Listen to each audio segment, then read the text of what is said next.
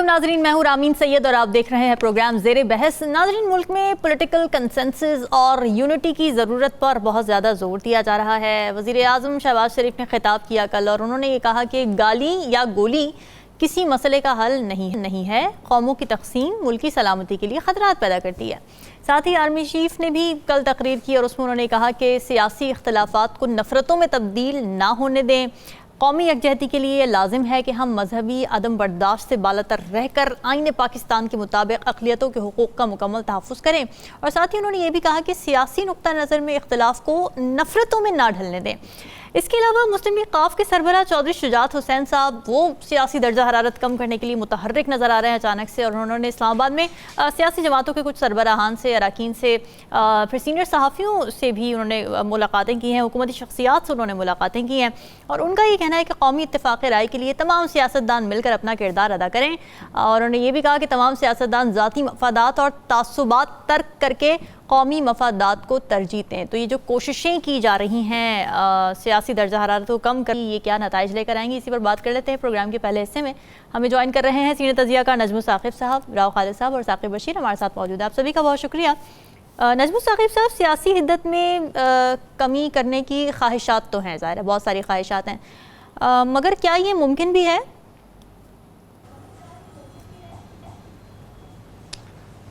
देखिए, ये बड़ी अच्छी ख्वाहिश है अगर आप इसको सिर्फ इस एंगल से देखें कि सियासी चूँकि खलफशार है, बहुत ज़्यादा अनसर्टेनिटी है, तो उससे जो पैदा होने वाले मसाइल हैं जिसमें अवाम बेचारे खाम खा पिस रहे हैं, उससे मईशत पे भी असर पड़ रहा है। तो यानी आइडिया तो बहुत अच्छा है कि जी होनी चाहिए, जिस सियासी इख्तिलाफात जो हैं उनको ख़त्म करें, नफ़रत में तब्दील ना करें, इंतशार और मायूसी ना फैलाएँ।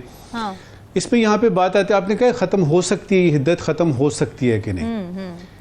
दो तीन फैक्टर्स हैं जो मुझे बता रहे हैं कि ये हिद्दत, ये जो है सियासी हिद्दत है, ये कम होने में या ख़त्म होने में कुछ देर लगेगी। पहली जो है ना वो ये है कि जब तक खान जेल में है, मौलाना साहब जो हैं वो उन्होंने अभी तक नहीं बताया कि उनके कबूतर किस छत पे बैठेंगे, वो ज़रा कुछ लैतुलाल से काम ले रहे हैं जी। और अब जब चौधरी शुजात साहब बीच में आ गए हैं, इसका मतलब ये है कि इस आलम में भी उनकी सेहत इजाज़त नहीं देती, लेकिन उन्होंने भी अगर मुलाकातें शुरू कर दी है तो इसका मतलब दो मतलब समझ में आते हैं। पहली बात ये समझ में आती है कि हुकूमत वक्त फ़ौज समेत, याद रहे कि फ़ौज जो है वो हुकूमत का एक इदारा होता है। बिल्कुल। फ़ौज समेत हुकूमत ये चाहती है कि इस सियासी हिसाब किताब को, इस नफ़रत को जो पैदा हो रही है, ये जो यानी आपके जो सेगमेंट्स बन रहे हैं, जो आपके मुख्तलिफ धड़े बन रहे हैं, फिर सोशल मीडिया बीच में आ रहा है, उससे काफ़ी जी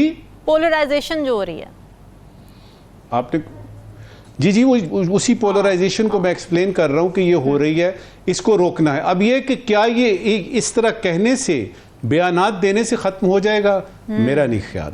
देखिए, पहले दो तीन ज़रा क्विकली बयानात देख लेते हैं जो यानी कुछ तो आपने बताया ना, कुछ मैं भी यानी बताना चाहता हूँ, जिसकी बेस पे मैं ये अपना तज्जिया पेश करूँगा कि मैं ये जो कह रहा हूँ, मैं ये क्यों कह रहा हूँ। गाली और गोली किसी मसले का हल नहीं, गाली और गोली किसी मसले का हल नहीं, ये हमारे वज़ीर आज़म ने फरमाया है। अब सवाल ये है कि अगर गाली और गोली जो है वो स्टेज तक पहुंचाया क्यों गया, ये सवाल जो है ये पहले आप करेंगे तो फिर कहेंगे ना कि ये कोई हल नहीं है। दूसरा इसका पहलू ये है कि अगर ये हल नहीं है तो फिर हल बताइए। ठीक है, आपकी APC हो नहीं रही, खान जेल में है, उसके जो है वो सारे के सारे हिसाब किताब, तोशा खाना पे 2-3 केस हैं, केस पे केस हो रहा है, और आपने यानी जलसे जुलूसों पे ये जो हिसाब किताब शुरू कर दिए हैं कि बाकायदा तौर पे बिल आ रहे हैं, पास हो रहे हैं, यानी बिल्कुल आपने उनको दीवार के साथ लगा दिया है। अब आप ये कह रहे हैं कि गाली और गोली, तो इसका मुझे समझ नहीं आ रही कि जाएं तो जाएं कहाँ, आगे चलिए। फिर उसके बाद हम देखते हैं कि सुप्रीम कोर्ट से एक बड़ी अजीबोगरीब सी स्टेटमेंट आती है, और उसके टाइमिंग मैं जब देखता हूं तो मुझे पता लगता है कि ये कोई यानी यूँ समझिए कि बड़े लेवल पे फैसला हुआ है कि PTI को जो है वो बयान क्या है, वो बयान ये है, हाँ। ये जो आपने यानी कल हमने प्रोग्राम किया ना तरमीम, जो इसमें यानी नैब के उसमें आया कि जी ये उन्होंने जो किया ना, ये उसमें खान की बदनीयती शामिल थी। नोट कीजिएगा, कि उसमें वो जो दरख्वास्त दी उन्होंने यानी सुप्रीम कोर्ट को खान साहब ने, उसमें उनकी बदनीयती शामिल थी, जो किसी हद तक सबूत उसका सामने आ रहा है कि वो जो 190 यानी मिलियन पाउंड का केस है ना, उसमें खान के वकीलों ने कहा जी कि हम इसका यानी अब तो कोई सवाल पैदा नहीं होता, तो रिलीफ के खिलाफ गए थे कोर्ट में। अच्छा, ये सारी सूरत हाल जी गए थे, वो रिलीफ के खिलाफ गए थे, खुद आज वो रिलीफ मांग रहे हैं। यही तो मैं आपसे अर्ज कर रहा हूं ना कि कोई एक इस ऊंट की, जो कि सियासत की जिस पे हम बात कर रहे हैं, इस सियासत के ऊंट की एक कल भी सीधी नहीं है। अच्छा, अब ये कि सारी सियासी जमातों का यकजान होना जी क्या मुमकिन है? क्योंकि जब तक ये यकजान नहीं होंगे, कि हम आहंगी, ये यकजहती के मैसेजेस, ये तो पूरे नहीं होंगे। और इससे भी बढ़ के इस वक्त की आखिरी बात मेरे नजदीक जो ज्यादा चीज अहम है, देखिए नफरतों में जो बदल रहे हैं उसके लिए तो आपको बहुत कुछ करना पड़ेगा ना, पीछे जाना पड़ेगा, क्यों ये या आई नफरतें और क्यों इस तरह का हिसाब किताब। और उसमें जो वो जो फोकल वो है ना पॉइंट, वो है आपके जनरल इलेक्शन जो फरवरी में होते हैं, और उसके मुतनाज़ा जो रिजल्ट्स निकले हैं, वहां से ये चीज़ जो है वो और ज़्यादा होगी कि हमारे हुकूक सल्ब किए जा रहे हैं। ठीक है, सियासी जमातों के अलावा भी तो रामीन हमारे मुल्क में कुछ लोग हैं ना। हाँ, बिल्कुल। और मेरा ख्याल है ये 25 करोड़ अवाम में 24 करोड़ और पता नहीं 90 लाख के करीब जो लोग हैं, उनका सियासत से कोई ऐसा लेना देना नहीं है। उनको बिजली के बिलों की मुसीबत पड़ी हुई है, उनको महंगाई की फिसर पड़ी हुई है, और उनके सामने आए रोज गोलियां चल रही हैं। यानी लोग जो हैं वो यानी अपनी गाड़ियों में रगेदते हुए, रौनते हुए जा रहे हैं। तो क्या इस यकदेती का जो मैसेज है, या ये यकजान होने का मैसेज है, या इस हम आहंगी का मैसेज है, उसमें कहीं अवाम का भी जिक्र है कि सिर्फ आपने सियासी इस हिद्दत को ही दूर करना है? ये अब उसमें ये कि अवाम की लेवल, जिसको मैं सोसाइटल कहता हूं कि आपका जो हारमनी है, उसकी तरफ भी तवज्जो देने की ज़रूरत है। लेकिन मेरा ख्याल है कि ये इब्तिदा अच्छी है, और मैं तो ज़ाती तौर पे मेरी ख्वाहिश भी है, मेरी कोशिश भी यही रहती है, अब जब भी हम यानी करते हैं गुफ्तगू, चाहे स्क्रीन पे करें या स्क्रीन से बाहर करें, कि सियासी मसाइल का हल सियासत से निकालें। उसमें ये गोलियां गालियां इस्तेमाल करने की ज़रूरत नहीं है, लेकिन वो सियासत करने का, उस अमल में शामिल होने का उनको इजाज़त तो दें ना, कम से कम जलसा तो करने दें उनको। जनाब ठीक है। अच्छा राव खालिद साहब, यहाँ पर एक सवाल मेरे जहन में आ रहा है, वो ये कि पॉलिटिकल राइवलरी या ये जो पॉलिटिकल टेम्परेचर्स की हम इस वक्त बात कर रहे हैं, इसका हाई होना, ये तो जमहूरियतों में होता है, तो जमहूरियतों का हुस्न होता है। तो जमहूरियत में सियासतदानों का एक पेज पर आ जाना, ये कॉन्सेप्ट कहाँ से आया है? और आपको लगता है कि क्या पॉलिटिकल टेम्परेचर कम करना ही सारे मसाइल का हल है? मैंने जो जुमला लिखा हुआ है, इस आपका जो सवाल है, हाँ, उसी के बारे में लिखा हुआ है। अच्छा, क्या बात? ये जो सियासी मफाहमत है ना, ये ट्रक की बत्ती है, ठीक है, और इसकी आड़ में बाकी सारे अहम कौमी मामलात हैं, उनको पसे पुश डाल दिया गया है। अच्छा, डिस्ट्रैक्शन है ये। मुल्क में क्या अवाम की नुमाइंदा हुकूमत मुल्क में कायम हो सकती है सियासी मफाहमत अगर हो जाए, जो भी यकीनन नहीं होगी। हुकूमत अपनी हुकूमत छोड़ के कहेगी कि हाँ जी 8 फरवरी के इलेक्शन को मानते हैं तो वापस आ जाएं। मईशत की सूरत हाल बेहतर हो सकती है, महंगाई कम हो सकती है, IPPs जो है उनका मसला हल हो जाएगा क्या, लॉ एंड ऑर्डर और खुसूसन दहशतगर्दी के हवाले से मामला ठीक हो सकते हैं, ताजर टैक्स नेट में आ जाएंगे। ये चंद एक पॉइंट है। हम मान लेते हैं कि जी मुफाहमत हो जाती है, सियासी दर्जा हरारत कम हो जाता है, लेकिन ये जितनी चीज़ें मैंने बताई हैं, ये तो अपोजिशन तो कुछ नहीं कर सकती इसके ऊपर।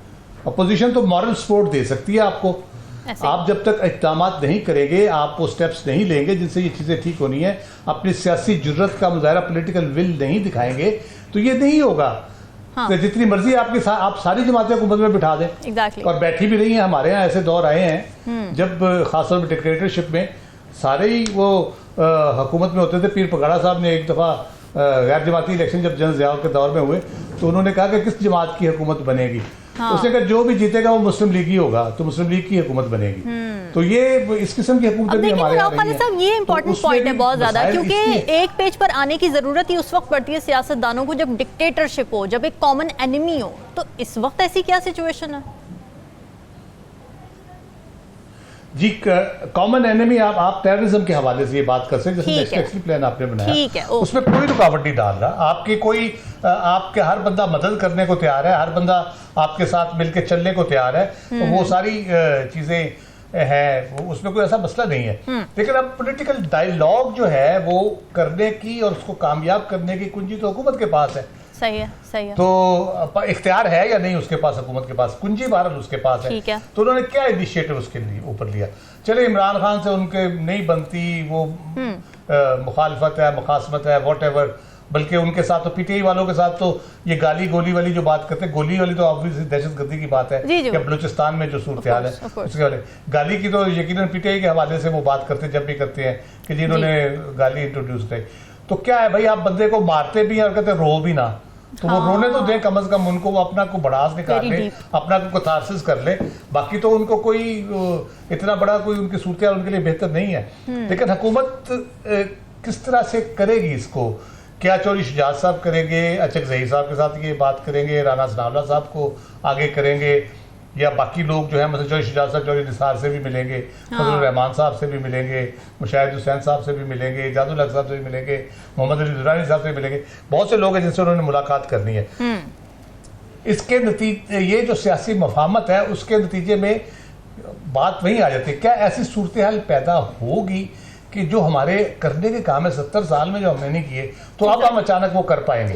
तो वो मुझे बिल्कुल समझ नहीं आती। दूसरी बात जहाँ तक है सियासी इख्तलाफात को नफरत की हद तक जो जाना है, हम दुनिया में फिनोमिना देखते हैं। हम आज भी अगर गोरे को जिसने यहाँ पे हुकूमत की उसके साथ नफरत क्यों करते हैं?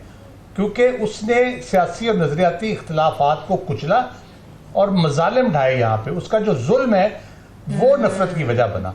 जहाँ पे भी जुल्म होता है, कश्मीर हो, फलस्तीन हो, कोई भी सोसाइटी हो, जहाँ पे जुल्म एक लेवल तक जब जाता है, लोगों के हकूक सलब कर लिए जाते हैं या उनको आवाज उनकी दबा दी जाती है, तो ऑब्वियसली बात होती है वो फिर जो भी टायरेंट होता है जिस सूरत में भी हो, पॉइंट की बात नहीं करते और हम कॉन्सिक्वेंसेस की बात करते हैं कि जी ये कॉन्सिक्वेंस क्यों आ रहा है। एग्जैक्टली जब आप मर्ज का ही नहीं पता चलेगा तो आप उसका इलाज कैसे करेंगे? आप मर्ज को तो दरियाफ्त करें ना कि मर्ज क्या है। तो जब मर्ज आप ढूंढ लेंगे तो इलाज भी आपको मिल जाएगा। तो इसी तरह से मामला ठीक हो गए। लेकिन जो हुकूमत के करने के काम है वो तो करे, अपोजिशन क्या कर लेगी? इंस्टेबिलिटी अपोजिशन किस तरह क्रिएट, मैंने पहले भी बात की थी एक दफा, किस तरह क्रिएट कर रही है? एक जलसा है वो उसको करने नहीं दिया जा रहा, तो क्रिएट वो कैसे कर रही है? क्या वो सड़कों पे हंगामा कर रहे हैं? उन्होंने फैक्ट्रियां जाके बंद करा दी हैं, उन्होंने बिजली काट दी है, उन्होंने बिजली काट दी है, वो टैक्स कलेक्ट नहीं करने दे रहे हैं आपको, या कोई और आपके पार्लियामेंट के दरवाजे पे आके बैठ गए जी इजलास नहीं होने देंगे। वज़ीर आज़म की गाड़ी का पेट्रोल बंद कर दिया उन्होंने। देखिए राव साहब आइडियाज दे रहे हैं बहुत सारे, ये यानी पीटीआई वालों को। नहीं हम डिस्क्लेमर साथ दे देते हैं कि उनका पर्सनल ओपिनियन है। कोई पाकिस्तान के ना ऐसा हुआ है ना कोई ऐसा करेगा। मैं ये कहता हूँ कि हुकूमत के बहाने होते हैं ये सियासी अदम इस्तेहकाम। मैं भी समझता हूँ सियासी अदम इस्तेहकाम के इम्पैक्ट होता है। इंटरनेशनली लोग देखते हैं आपके यहाँ इन्वेस्टमेंट करने के हवाले से, आपको माली तौर पे इमदाद देने के हवाले से। IMF हो भले आपके दोस्त ममालिक हो, उन्होंने कर्ज वापस भी तो लेना ना। उन्होंने देखना ना कि यहाँ सूरत हाल ऐसी है कि पैसे वापस भी आ जाएंगे या डूब भी जाएंगे। वो यकीनन होता है इम्पैक्ट। लेकिन जो हमारे अंदरूनी तौर पर जो हमने स्टेप्स लेने हैं, IMF जो हमें कहता है, जो कंडीशनैलिटीज वो लगाता है, जो बाकी चीजें हमारे करने की है वो तो हम कर ही नहीं रहे। ठीक है, तो सियासी मुफाहमत करके क्या हासिल करेंगे? एग्जैक्टली। तो सियासी मुफाहमत की जब हम बात करते हैं, साथ में हमें रूट कॉजेज को भी जरा मद्देनजर रखना चाहिए। साकिब, आप आज अडियाला जेल से होकर आ रहे हैं, तो ये बताएं कि जो ख्वाहिशात हैं सियासी हिद्दत को कम करने की, ये ख्वाहिश अडियाला में भी पाई जाती है? PTI के जो बानी हैं वहाँ पर वो क्या कहते हैं इस बारे में? आज वो मीडिया से बात कर रहे थे तो उस दौरान उन्होंने ये कहा कि हमें ये कहा जाता है कि आप जो है वो नवाज शरीफ से साथ बैठें, जो है वो मुज़ाकरात करें, आसिफ अली जरदारी के साथ जो है वो बैठें मुज़ाकरात करें। उन्होंने कहा कि हम किस तरह बैठ जाएं कि जिन्होंने जो हमारा मैंडेट चोरी करा के जो है वो हुकूमत कर रहे हैं। तो बात वही है कि हम जो पहले भी जिक्र करते रहे हैं कि मुज़ाकरात तो जो महमूद खान अचकज़ई साहब जो है वो उनको उन्होंने कह रखा है कि आप जाएं और उनसे लेके आएँ ऑफ़र, वो क्या ऑफ़र करते हैं। लेकिन ये चीज़ें आगे बढ़ने वाली नहीं है। बज़ाहिर हुकूमत का जो है वो रवैया इसमें बड़ा जो है वो तशवीशनाक, अफसोसनाक या जो भी उसको कहें, कि 8 फरवरी से लेकर आज तक उन्होंने अमली तौर पर कोई ऐसा इक़दाम नहीं किया।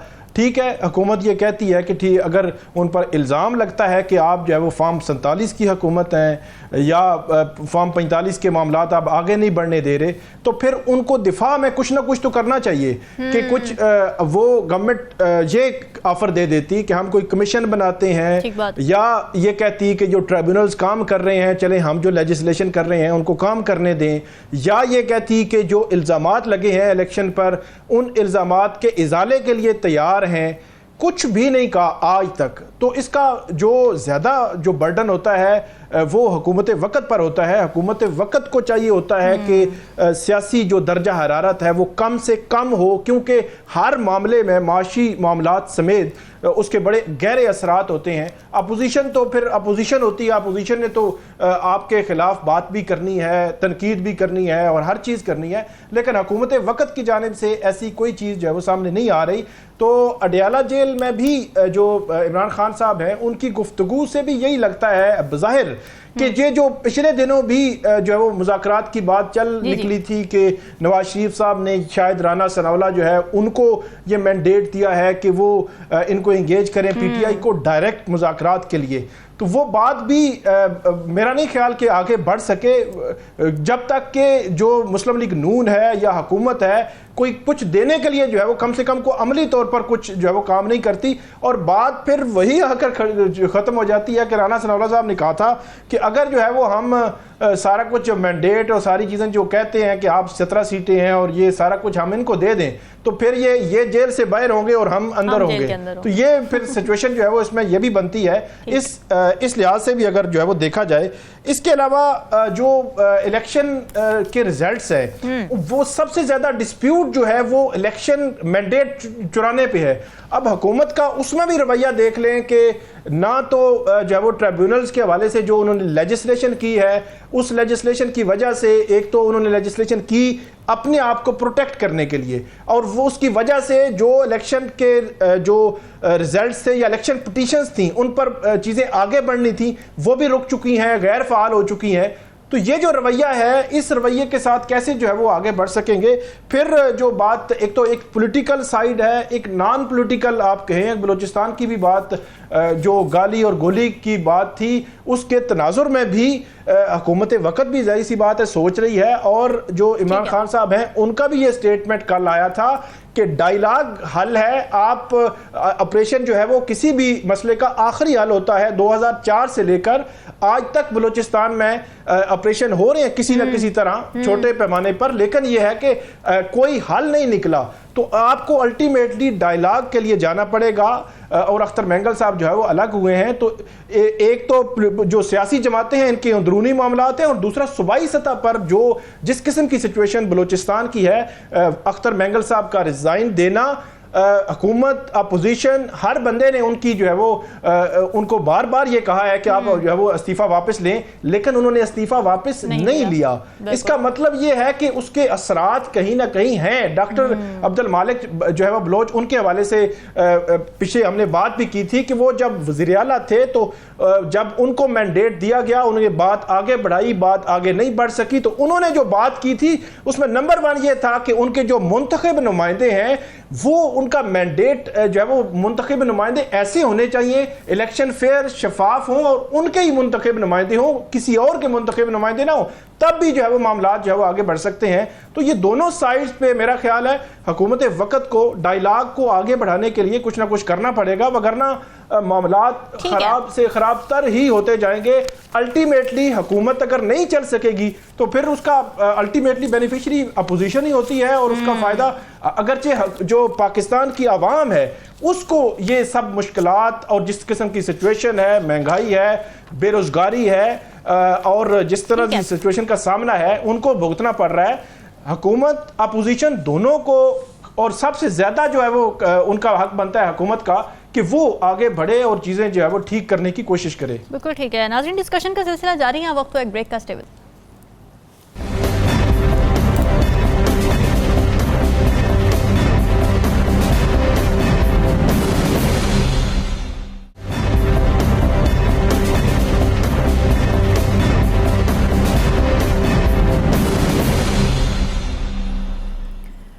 वेलकम बैक नाज़रीन। इस्लामाबाद में पुरअमन इज्तिमा और अमन आमा 2024 एक्ट सेनेट के बाद कौमी असम्बली से भी मंजूर हो गया और अब से कुछ देर पहले इस पर सदर आसिफ अली जरदारी ने दस्तखत भी कर दिए हैं। ये एक्ट है क्या, कहता क्या, इसके कुछ सीधा निकात आपको बता देते हैं। ये कहता है कि असम्बली का कोऑर्डिनेटर डिस्ट्रिक्ट मजिस्ट्रेट को 7 रोज़ कबल मजलिस की तहरीरी दरख्वास्त देगा। असम्बली या मजलिस की जायज़ वजूहात माफ़ कीजिएगा, जायज़ वजूहात ना देने पर डिस्ट्रिक्ट मजिस्ट्रेट जलसे की इजाज़त नहीं देगा। फिर ये भी कहा गया है कि जलसे की नामजद मुख्तस करदा जगह या कोई और हुकूमत का मुख्तस करदा इलाका ही होगा, यानी हुकूमत डिसाइड करेगी कि आपने जलसा कहाँ करना है। डिस्ट्रिक्ट मजिस्ट्रेट जलसे की इजाज़त देने से कबल अमन अमान की सूरत हाल का जायज़ा लेगा और अगर लगा कि नहीं है अमन अमान की सूरत हाल ठीक तो कैंसिल भी किया जा सकता है, इजाज़त नहीं भी दी जा सकती है। फिर हुकूमत इस्लामाबाद के किसी मखसूस इलाके को रेड जोन या हाई सिक्योरिटी जोन करार दे सकती है जहां असेंबली की ममानियत होगी और वहां पर जलसा बिल्कुल नहीं हो सकेगा। डिस्ट्रिक्ट मजिस्ट्रेट के पास असेंबली पर पाबंदी का भी इख्तियार होगा अगर वो पब्लिक सेफ्टी या कौमी सिक्योरिटी के लिए रिस्क हो। फिर कुछ सज़ाएं भी हैं इसके अंदर के जो भी गैर कानूनी जलसा यानी इजाज़त ना मिलने के बावजूद अगर किसी ने जलसा किया तो उन अरकान को गिरफ्तार किया जाएगा, हिरासत में लिया जा सकता है और 3 साल तक सज़ा हो सकती है, जुर्माना भी हो सकता है। अब इस बिल को हुकूमत ये कहकर जस्टिफाई कर रही है कि इस्लामाबाद के रिहायशियों को जलसों या एहतजाज की वजह से मसाइल का सामना करना पड़ता है, जो अभी रिसेंटली देखा भी गया, इसलिए ये बिल नागुज़ीर है। जबकि अपोजिशन ख़ास तौर पर PTI ये कह रही है कि ये एक्ट ख़ास जमात यानी PTI को टारगेट करने के लिए है। हमारे तजियाकार क्या कहते हैं इस पर, इसी पे बात कर लेते हैं। राव खालिद साहब, ये पुरअमन इज्तिमा एक्ट है या एंटी इज्तिमा एक्ट है? एक तो मैंने सुन ज़्यादा रहा था इसके बारे में, आज मुझे तफसील से पढ़ने का इत्तफाक हुआ जी जी। और जब मैंने पूरा एक्ट पढ़ा, क्योंकि मैंने लॉ भी किया हुआ है, तो मुझे थोड़ा सा आइडिया है कि ये जो असेंबली होती है, जलसे होते हैं, इलीगल असेंबली होती है, कानूनी गैर कानूनी असेंबलियाँ, उनको इजाज़तनामे उनको करने का जो इजाज़तनामा कौन देता है, और अगर वो गैर कानूनी हो तो कैसे होता है, अगर इजाज़तनामा हो और उसके दौरान कोई गैर कानूनी हरकत शुरू हो जाए तो फिर क्या होता है, 144 क्या होता है ज़रा। तो ये सारी चीज़ें वही हैं जो ऑलरेडी हमारे यहाँ कवानीन में मौजूद हैं, कोई इसमें नई चीज़ नहीं है। तो इसमें वो 3 साल और 10 साल की बात करके ना, तो वो जो कहते हैं पंजाबी में त्राह निकालने की कोशिश की गई है PTI का खास तौर पे, क्योंकि इसका टारगेट तो अभी फिलहाल PTI ही लगती है, क्योंकि उनके जलसे को रोकने की कोशिश की जा रही है। जी बिल्कुल। और ये माइंडसेट रिफ्लेक्ट करता है डिक्टेटोरियल माइंडसेट, आमराना जो जहनीत एक होती है ना, कि जी गलियां हो जान सुंजियां विच बिरजा यार फिरे, मार दो, कुचल दो, ख़त्म कर दो अपोजिशन को, तो वो उस तरह से है। अब और मज़े की बात उसमें जो उसके आखिर पे अगर आप देखें तो उसका जो होता है ना गराज़ो मकासद जिसको कहा जाता है, वो होता है ऑब्जेक्टिव, उसकी ऑब्जेक्ट्स एंड रीजंस जो होती है, उसमें उन्होंने कहा है कि जनाब इस्लामाबाद के शहरियों के हकूक़ के तहफ़्फ़ुज़ के लिए तहरीर व तकरीर और जलसा पुरअमन एहतजाज के हकूक़ को ख़त्म किया जा रहा है। मैं उसको इस तरह तशरीह करता हूँ। इस्लामाबाद के शहरियों के हकूक़, उनकी आज़ादाना नकलो हमल, उनका पुरअमन रहने का हक, अच्छी नींद सोने का हक जो है वो ख़त्म किया जा रहा है। वो उसको इस जलसों की वजह से वो डिस्टर्ब होते हैं, मुतासर होते हैं। तो इसलिए पाकिस्तान के पूरे अवाम का इस्लामाबाद में तहरीर व तकरीर करने का और पुरअमन एहतजाज या जलसा करने का हक ख़त्म किया जा रहा है, जो कि फंडामेंटल राइट्स हैं। तो ये किस किस्म का कानून है जिसमें ये सारा होता है? अगर मूवमेंट की बात करें तो पाकिस्तान में क्रिकेट टीम इस्लामाबाद में आती है तो लोगों से पूछने क्या हाल होता है, कोई जलसा जुलूस कुछ भी नहीं होता, ना एहतजाज होता है, सारे रोड पे लगे होते हैं कंटेनर्स रखे होते हैं, आप कहीं से घूम के जाते हैं, आगे सड़क बंद है, दूसरी तरफ से घूम के जाते हैं, वहाँ से भी बंद है, बहुत से इलाके अनएक्सेसिबल आपके हो जाते हैं। इसी तरह से इससे जल्जला आता है तो सैकड़ों लोग सड़क पर निकल के खड़े हो जाते हैं। अब 15 से ज़्यादा लोग होंगे तो वह इलीगल असेंबली होगी, तो वो क्या जल्जला आए तो इजाज़त लेके वो बाहर निकले कि कहीं इलीगल वो असेंबली ना हो जाए, उनकी 15 लोगों से ज़्यादा हो जाए। इसी तरह से सड़क पे कोई हादसा हो जाए तो 30-40 गाड़ियां वैसे ही रुक जाती हैं वहाँ पे। हमारा जो शौक है तमाशबीनी का, तो हम 100-150-200 बंदा वहाँ भी इकट्ठा हो जाता है। इसी तरह कहीं पे कोई जेब कुतरा पकड़ा जाए या कोई चोर डाकू पकड़ा जाए, उसको ना सिर्फ पकड़ लेते हैं, 100-150 बंदे मारते भी हैं, तशद्दुद इज्तिमा हो जाता है। तो उसका फिर क्या होगा? और सबसे बढ़ के आप जनाजा और ईद भी खुली जगह पे नहीं पढ़ सकते अगर इस कानून को उसके सही रूह के मुताबिक इम्प्लीमेंट किया जाए। तो मुझे समझ नहीं आती कि इस कानून का यानी ये लाने का क्या मकसद था। ये सारी चीज़ें पहले से मौजूद है। अच्छा, फिर आप ये यहाँ से 10 किलोमीटर उधर चले जाए, फैजाबाद शुरू होता है। हाँ। फैजाबाद से आगे आप कैसे रोकेंगे? वहाँ सड़क ब्लॉक हो जाती है, फिर आप कैसे रोकेंगे? वहाँ जलसा हो जाता है, लोग एहतजाज करते हैं। यहाँ पे ये गैस का अभी सर्दियाँ आएंगी ना, गैस का अक्सर प्रॉब्लम होता है और इस्लामाबाद हाईवे बंद होती है, वहाँ भी लोग एहतजाज कर रहे होते हैं, तो कई दफ़ा बंद होती है, एक आध दफ़ा नहीं। ठीक बात। अब और तहरीक बैक वाले तो एहतजाज ही फैजाबाद पुल पे करते हैं, जो कि इस्लामाबाद की हदूद में नहीं आता। तो वो ब्लॉक हो जाता है सारा। तो वो फिर इसका मतलब है फिर सूबों को भी कानून बनाने पड़ेंगे इसी तरह के, अगर इसको आपने आम शहरियों को उनके नकलो हमल की आज़ादी और उनके पुरसुकून ज़िंदगी की आज़ादी अगर चाहते हैं तो बाकी जगह पे भी आपको इस तरह से करना पड़ेगा। तो ऐसे एक मेरे ख्याल में सिर्फ ना डराने वाली बात है इसमें। और फिर जो सज़ाओं की बात हो रही है बुनियादी तौर पे, सज़ाओं की जो बुनियादी तौर पे बात हो रही है वो है 3 साल तक और जुर्माना या दोनों। अब मजिस्ट्रेट साहब कहते हैं जी अच्छा 500 रुपये जुर्माना होगा जी लीगल असेंबली पे, तो वो उसको आप कैसे रोकेंगे? अगली दफ़ा वो करेगा 10 साल तक सज़ा या जुर्माना या दोनों। अगली दफ़ा वो 1000 रुपये जुर्माना कर देंगे, सज़ा नहीं देंगे। तो फिर क्या फ़ायदा है इसका? या अगर कोई सियासी मुखालिफ है, जैसे हमारे यहाँ होता है कि अगर आपने बदला लेना है तो फिर मैक्सिमम पनिशमेंट होगी 3 साल के लिए। कल को अपोजिशन में होना है इन्होंने, इरफान सिद्दीकी साहब मांडवी वाला भी है इसमें, बाकी तो पीपल्स पार्टी वाले सारे ये फिर 3-3 साल के लिए अंदर होंगे और या 10-10 साल के लिए होंगे। तो यही चलता रहता है, राव खालिद साहब ये सारे कानून बनते हैं अपने गले पड़ जाते हैं, पूरी सोचा नहीं जा रहा होता। थोड़ा रहना है। तो मुझे इसका कोई सर पैर समझ नहीं है, सिवाय इसके कि एक तरह निकालने की कोशिश है, प्रेशर डालने की कोशिश की जा रही है। ठीक है, नजमुल साकिब साहब आपको क्या लगता है? पीटीआई तो कह रही है कि जी एक ड्रैकोनियन कानून है, राव खालिद साहब भी इसी माइंडसेट को सपोर्ट करते हैं। आपको ये एक्ट डेमोक्रेटिक वैल्यूज से मुतसादिम लगता है या फिर ठीक है जस्टिफाइड है रिहायशियों की, शहरियों के सुकून के लिए, उनकी आसानी के लिए? छोड़े रामीन छोड़े, मुझे एक बड़ी मज़ेदार बात याद आई है। क्या? और उसमें आपको एक खुशखबरी भी देने लगा हूँ इस कानून के हवाले से। आपको पता है ना मैं आपको खुशखबरियाँ और आपके नाजरीन को देता रहता हूँ। हमारा दिल लगा। देखिए, एक आदमी ने मिलावट से तंग आके मिलावट से तंग आके तो जहर खा लिया। अच्छा, कि मैं खुदकुशी कर रहा हूँ। अच्छा, वो नहीं मरा। आपको पता क्यों नहीं मरा? क्योंकि जहर में भी मिलावट थी। I guessed it right. अच्छा, अब ये है कि ये कानून बन गया, मेरा तो आइन है उस पर अमल कोई नहीं हो रहा।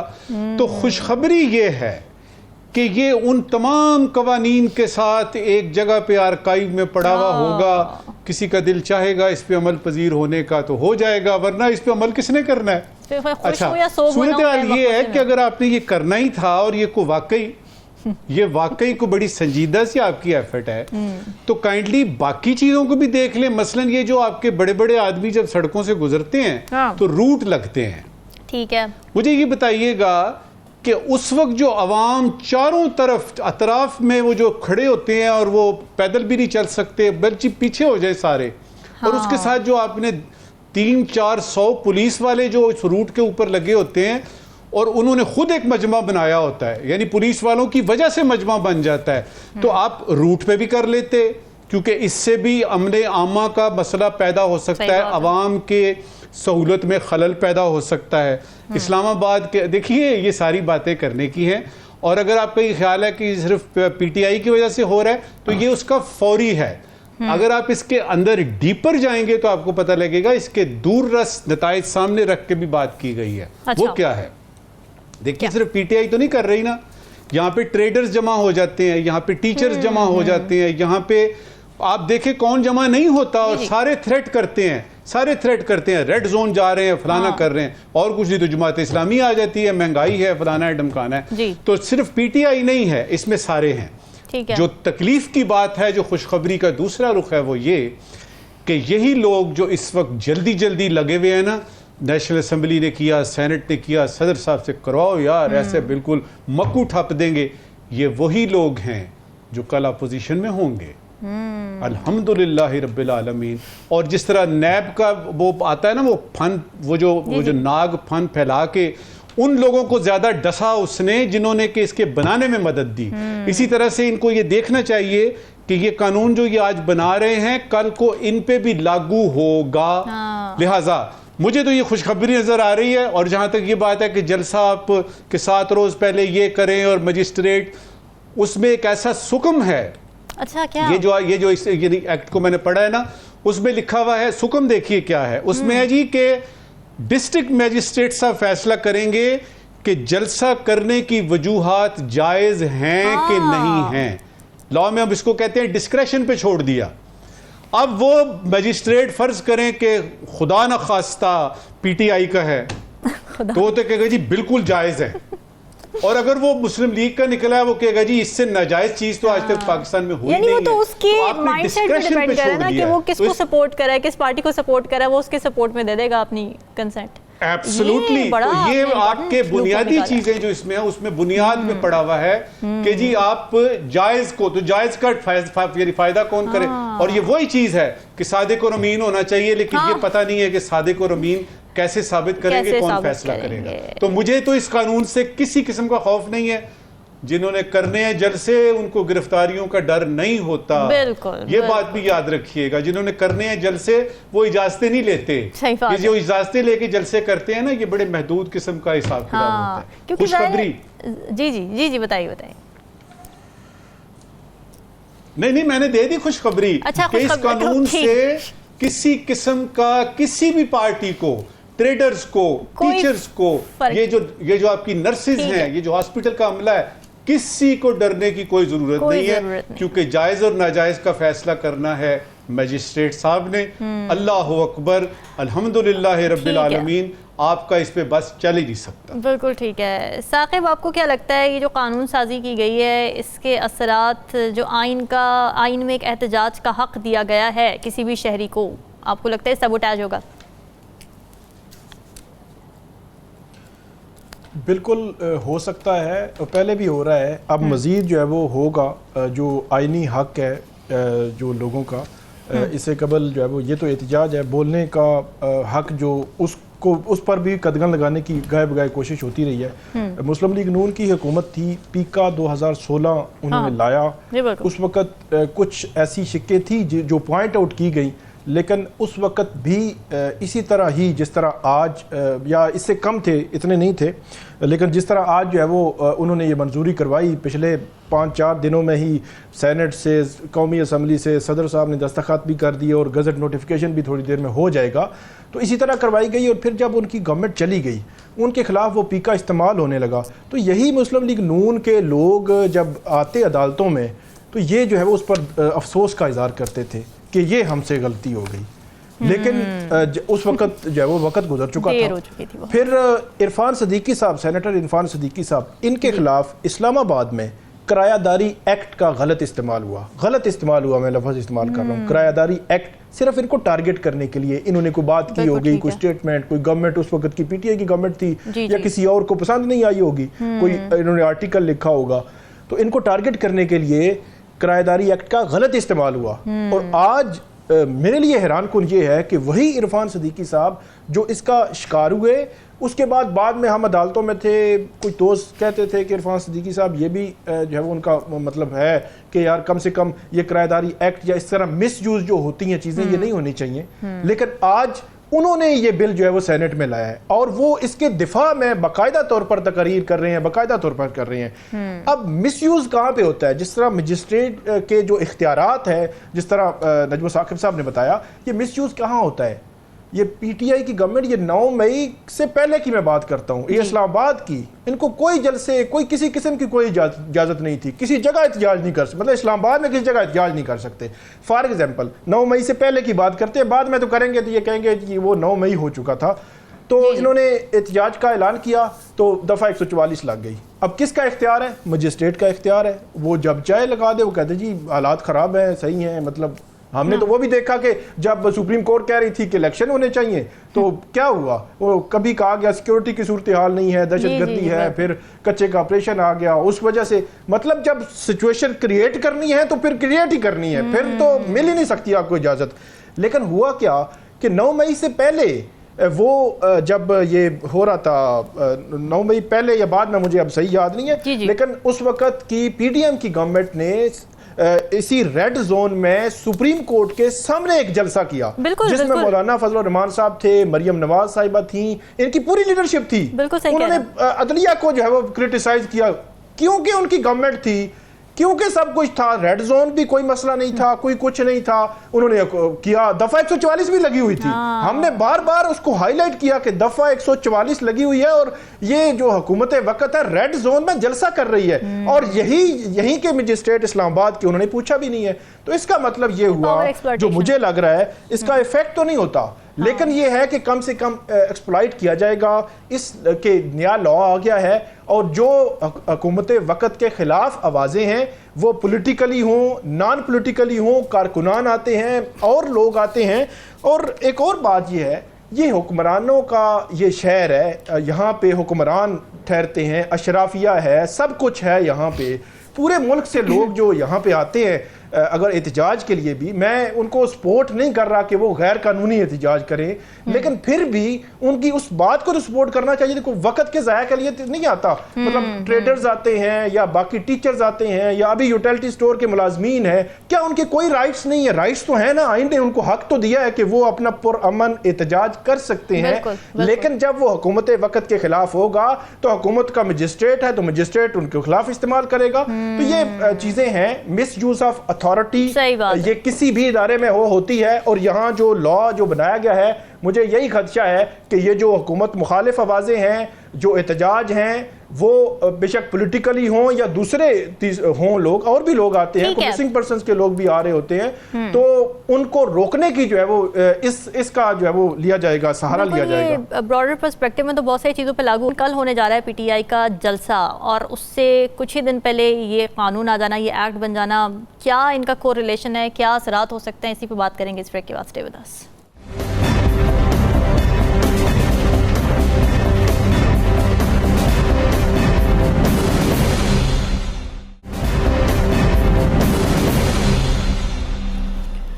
वेलकम बैक जी। फरवरी के बाद से कई दफ़ा एनओसी मनसूख होते रहने के बाद कल यानी 8 सितंबर को पीटीआई बिल आखिर इस्लामाबाद में जलसा करने जा रही है।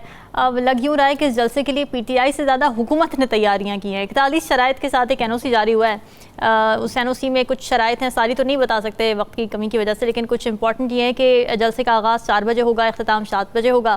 फिर किसी किस्म के धरने की इजाज़त नहीं होगी, सिर्फ जलसा किया जा सकेगा। रियासत मुखालिफ या मजहबी मुनाफरत पर मबनी तकारीर या नारों की इजाज़त नहीं होगी और इस तरह की कई और शराइत भी रखी गई हैं। इसके अलावा एक रूट प्लान भी तरतीब दिया गया है और पीटीआई के कारकुनान को सिर्फ उन्हीं रूट से आने की इजाज़त होगी और बाकी रूट्स कंटेनर्स लगाकर बंद कर दिए जाएंगे। नजमुल साकिब साहब, हुकूमत कितनी तैयार है इस जलसे के लिए पीटीआई से ज़्यादा? और दूसरा ये कि आप कल ये जलसा होता देख रहे हैं, ऐसा तो नहीं होगा दोबारा कि अडियाला जेल खुलेगा और आज़म सवाती साहब दोबारा अंदर जाएंगे और बाद में प्रेस कॉन्फ्रेंस हो रही होगी? देखिए, मेरे साथ मिलके दुआ करें कि या बारी ताला सुबह 7:30 बजे कोई पुरस्रार सी गाड़ी अडियाला न चली जाए और वहाँ पे कोई मुलाकात ना हो जाए, क्योंकि ये जलसा मेरा ख्याल है कर ही लें यार आप, अब मेरा ख्याल है कर लें, तो क्योंकि एक तरफ तो वो बन रहे हैं वो यानी कवानीन जिनका हमने पिछले सेगमेंट में जिक्र किया है, ये शायद यानी बहुत सारी पार्टियों का शायद ये आखिरी जलसा हो। देखिए जो मकासद बताए हैं ना ये बैरिस्टर गौहर ने, उन्होंने बुनियादी तौर पे ये बात की है कि ये जलसा जो हम कर रहे हैं ये ला कानूनियत यानी लॉलेसनेस, ला कानूनियत के खिलाफ है और महंगाई के खिलाफ है। ठीक है, ये तो उन्होंने मकासद बताए हैं। इम्कानात पे पहले बात करते हैं कि कितने रोशन है। मेरे ख्याल में ये जलसा पीटीआई की अब मजबूरी बन गया है। अगर ये कल भी जलसा नहीं करते तो इनके वर्कर्स, इनके सपोर्टर्स, बल्कि अवामुन्नास भी जो कहेगी यार ये किस किस्म की गैर संजीदा पार्टी है। लिहाजा अब ये इनका करना जो है वो किसी हद तक लाजमी हो गया है कि इन्होंने जलसा करना ही है। जलसे में तोड़ फोड़ करेंगे, जलसे में कोई ऐसी चीज करेंगे उसका सवाल ही पैदा नहीं होता, क्योंकि एक 9 मई और 10 मई के जो वाकयात हैं वो सारे में फैले हैं और उसको देखते हुए किसी के मेरा नहीं ख्याल को चूं चरा करेगा।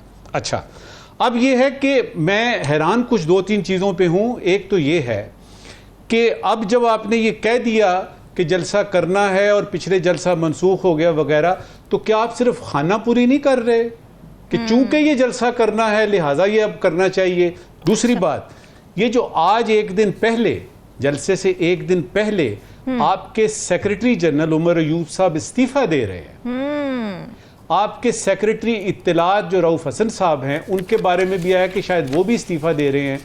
ये हो क्या रहा है? मेरे ख्याल में जलसा करने से ज़्यादा इम्पॉर्टेंट ये चीज़ें आपके ये बड़े बड़े जगादरी जो आपके लोग हैं, साथी हैं, दोस्त हैं, और वो जो पीटीआई के बारे में जो बहुत सारे शकूक व शुबहात पैदा हो रहे हैं उस तरफ तवज्जो दीजिए। लेकिन कल वाला जलसा ज़रूर कर लीजिएगा, क्योंकि अगर आपने कल का जलसा नहीं किया तो आपकी जो सियासी साख है उसके कदो काट पे थोड़ा सा फ़र्क आएगा। इस वक्त की आखिरी बात देखिए, सियासी मसाइल का हल सियासत के मैदान में होता है। अगर लाकानूनियत इन्होंने ख़त्म करनी है तो 4 साल इनके पास था टाइम, उसमें भी कुछ कर सकते थे। अगर महंगाई ख़त्म करनी है तो उन 4 सालों में भी हो सकता था, और अभी और मौके भी आएंगे। आप अगर हुकूमत वक्त या जो इस वक्त यानी पार्टीज़ आपकी हुकूमत में उनके ख़िलाफ़ बात कर रहे हैं तो ये जलसे जुलूस एहतजाज रास्ता नहीं है। ये रास्ता सियासत का होता है, इसमें मफाहमत करते हैं, थोड़ा सा मैं आगे जाता हूँ, थोड़ा सा वो आगे आते हैं। और ये जो पिछले 2-3 दिन की आर्मी चीफ की स्टेटमेंट पढ़ें, वो यानी देखें गौर से उनको, और उसके अंदर मैसेज देखें। उसके बाद आपके वज़ीर आज़म क्या कह रहे हैं, बड़े बड़े जो हमारे सियासतदान और जो मुदब्बरीन हैं वो क्या कह रहे हैं, तो उस सूरत हाल में आपको सोचना चाहिए कि सियासत के मसाइल को सियासत के मैदान में आके हल करें। ऐसे ही खाम खा अमने अम्मा के मसाइल वगैरह, जलसे जुलूस, इनसे अब कुछ नहीं होगा। ठीक है राव खालिद साहब, मुझे लग ये रहा है कि चीज़ें सही सिमत पे बढ़ रही हैं, पीटीआई के हवाले से भी, ओवरऑल पाकिस्तान के हवाले से भी। और उसमें ये है कि एक ट्रांजिशन की ज़रूरत होगी। वो कैसे होगी ये मुझे नहीं अभी पता। ठीक है, कि वो ट्रांजिशन कैसे होगी, हुकूमत रहेगी नहीं रहेगी, नए इंतखाबात होंगे, पुराने वाले का मैंडेट वापस आ जाएगा, इमरान खान साहब बाहर आ जाएंगे, उनको पूरी सियासी एक्टिविटी की इजाज़त होगी और वो अपना रोल प्ले करेंगे सियासत में। सारा वो ट्रांजिशन का मुझे थोड़ा सा है, अभी उसके खदो खाल कहने के साथ क्लियर नज़र नहीं आ रहे। लेकिन चीज़ें हो ऐसी पॉलिटिकल डेवलपमेंट्स हैं जो ये इंडिकेट कर रही हैं कि कुछ ना कुछ होने जा रहा है। और वो किस तरह से होगा वो उसमें थोड़ी सी क्वेश्चन मार्क है। बाकी जहाँ तक जलसे की बात है तो उसमें चैलेंज है पीटीआई के लिए भी और हुकूमत के लिए भी। हुकूमत के 22 अगस्त को ख्वाजा आसिफ ने भी कहा और लोगों ने भी कहा, बल्कि फरमाया, मैं तो कहूँगा वो माइंड ही ना कर जाए कि ये नाकामी के डर से जलसा कैंसिल कर दिया इन्होंने, और ज़रा जबकि सबको पता है कि क्या हुआ है। ख्वाजा आसिफ साहब इतने बेखबर आदमी तो नहीं है, तो फिर डिफेंस मिनिस्टर भी हैं, उसका कहते तो है कि वो डिफेंस मिनिस्टर हैं और हैं भी, शायद ओहदा भी है उनके पास। तो वो कहते हैं कि जी नाकामी के डर से किया, तो मेरा ख्याल है उनको भी पता है कि क्यों उन्होंने किया। 2 दिन पहले कंटेनर लग गए थे, सारी मोटरवेज उस रात को ब्लॉक कर दी गई थी, एंट्रीज वगैरह सारी, अभी भी पकड़ दकड़ हो रही है। तो उससे पीटीआई के लिए चैलेंज ये है कि वो कहते हैं जी पूरे पाकिस्तान से लोग शिरकत करेंगे, और केपी से तो आएंगे, पंजाब से भी आएंगे, पिंडी इस्लामाबाद से भी चले जाए तो बहुत बड़ा जलसा हो सकता है। तो वो है। अब जलसे की कामयाबी या नाकामी पे सारी अगले 2-4 दिन 10 दिन बयानियाँ इसी पे चल रहा है। और बयानियाँ बनाने में पीटीआई का कोई सानी नहीं है। हुकूमत भी कोशिश करेगी कि नाकाम हो गया, वो गिनने वाले भी पहुंच जाएंगे, वो जो बताते होते हैं कि जी 4000 कुर्सियां थी और 2000 उसमें से टूटी हुई थी, और 1000 के ऊपर बैठने की जगह नहीं थी, और बाकी 1000 के ऊपर 300 लोग बैठे थे।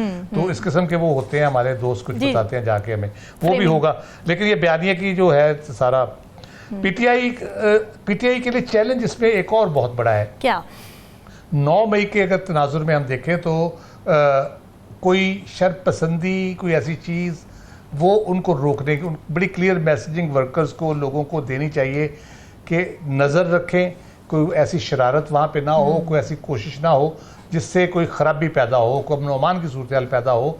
मेरा ख्याल है ये मैसेजिंग हो रही है और करनी भी चाहिए, क्योंकि ये फिर बहुत मज़ीद इनके लिए प्रॉब्लम पैदा हो जाएगी। और हुकूमत जिस वजह से इन जलसों से बच रही थी, उनको ये था कि ये जलसा एक जलसा करेंगे फिर दूसरा करेंगे, और ये कोई सीरीज़ ऑफ रैलीज शुरू हो गई, को काम सक्सेसफुली चल पड़े तो किसी तहरीक की शक्ल में इख्तियार कर जाए। मेरा ख्याल है ऐसा कोई खदशा नहीं है तहरीक का। अच्छा, चीज़ें जिस तरफ जा रही है, जैसे मैंने कहा कि ट्रांजिशन जो होनी है, पीटीआई मौत आ रही है, लेकिन उस तरफ अगर जा रही है तो मेरा ख्याल है कोई तहरीक वगैरह का चांस इसमें कोई नहीं, लेकिन हुकूमत को खौफ में मुब्तला होने की जरूरत नहीं, उनको खुद जलसे करने चाहिए। मेरा तो ख्याल है एक अच्छी हेल्थी एक्टिविटी होती है, अपने वर्कर्स को निकाले, सारी हुकूमत की सारी जमातें मिलके जलसे जुलूस करे। बल्दियाती इंतखाबात भी होने जा रहे हैं ना, बिल्कुल बिल्कुल, ये तो हाई टाइम है, अच्छा हुकूमत अपने लिए भी इस्तेमाल करे, लगाएं।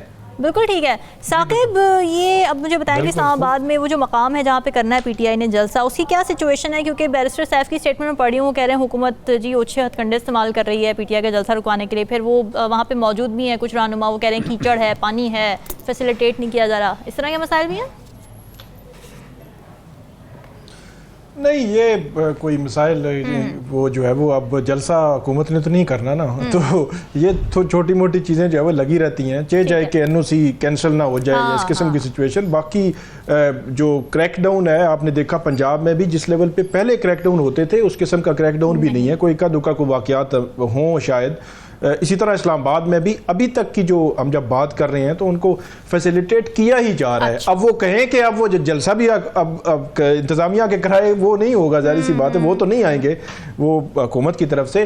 लेकिन एक दिलचस्प इसमें पहलू है, 9 मई 2023 के बाद खैबर पख्तूनख्वा जो है वो 8 फरवरी से 8 सितंबर जो 7 माह है इनकी हुकूमत थी, उसको अलग कर दें आप, तो उससे पहले खैबर पख्तूनख्वा भी 9 मई 2023 के बाद ये पहला जलसा होगा पीटीआई का इतने बड़े पैमाने पर, जहां पे उनकी कोई अमलदारी नहीं है, मतलब हुकूमत नहीं है। और हुकूमत भी 8 फरवरी से पहले खैबर पख्तूनख्वा में भी इनका कोई जलसा नहीं हुआ इस तरह का, इस बड़े लेवल का। 8 फरवरी के बाद तो उनकी हुकूमत आ गई, तो उस तनाजुर में ये 16 माह में एक बड़ा उनका जलसा है, इसीलिए वो भी उनके कारकुनान और ये वो 8 फरवरी से पहले आपको पता है कि उनके लीडरशिप भी बाहर नहीं निकल सकती थी, बड़ी छुप छुप के उन्होंने कैंपेन्स की, और 8 फरवरी जैसे ही वो बन गए तो फिर टीवी स्क्रीनों पर भी आना शुरू हुए, प्रेस कॉन्फ्रेंसेज और पूरी चीज़ें आना शुरू हुई।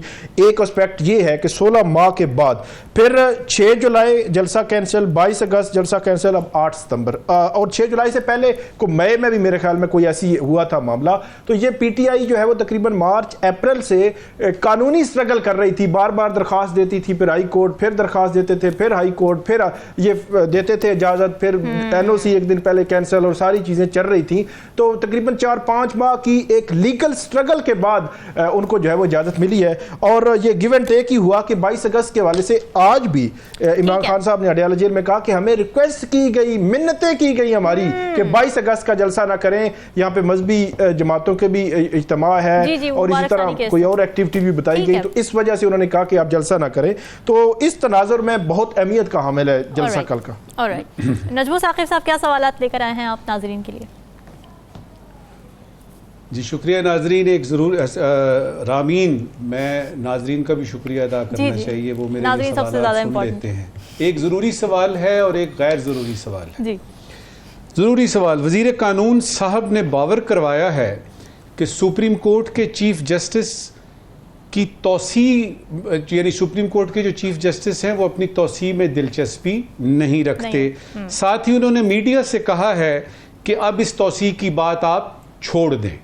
अच्छा, ज़रूरी सवाल ये है कि क्या आप सिद्के दिल से वादा करते हैं कि अगर लोगों ने तौसी की बात करनी छोड़ दी तो हुकूमत भी इस मामले को मुकम्मल तौर पर भूल जाएगी? Very important. आज का गैर ज़रूरी सवाल, खबर मिली है कि महंगाई की शरह सिंगल डिजिट में आ गई है। खुशखबरी मिली है कि रवां महीने में महंगाई और कम होगी। यूटिलिटी स्टोर्स बंद हो रहे हैं, सब्जियों, फलों, गोश्त और दालों की कीमत बढ़ रही है। गैर ज़रूरी सवाल ये है कि ये जो महंगाई में कमी हो रही है, ये पाकिस्तान के किस शहर, किस करिए, किस गांव में हो रही है? बिल्कुल जी, ये खोज लगाना बहुत ज़रूरी है। नाज़रीन, सवाल के लिए छोड़ के जा रहे हैं, फीडबैक ज़रूर दीजिएगा। हमें दीजिए इजाज़त, अल्लाह हाफ़िज़।